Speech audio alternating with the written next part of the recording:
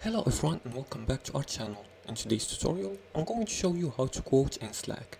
Want to reference a previous message when replying in Slack? Today I'll show you how to quote a message in Slack. It's super simple and keeps conversations clear and organized.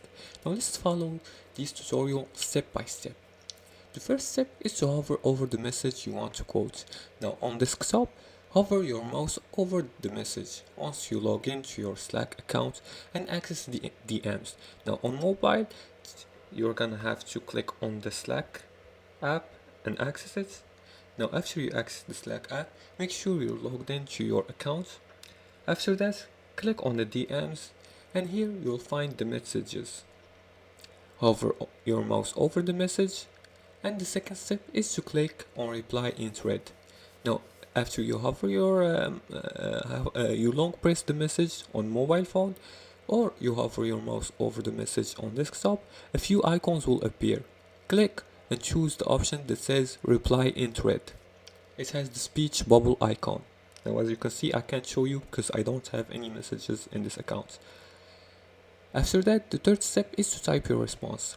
Now in the thread panel, write your reply and the original message will stay linked above your response. This keeps everything organized. And the fourth and optional step is to share the quote in the main channel. Check the box that says also send to the channel name if you want everyone to see the quoted message and your reply. And this was it. You've officially quoted in Slack. Threads help reduce clutter in busy Slack channels. Always use threads for ongoing discussions to stay professional. Using quotes and threads in Slack helps you communicate clearly and keep conversations clean, a small action that makes a big difference.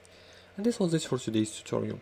If you liked this video and found this helpful, please like and subscribe, and feel free to leave a comment below the video if you have further more questions about this topic. Thanks for watching and see you again in the next tutorial.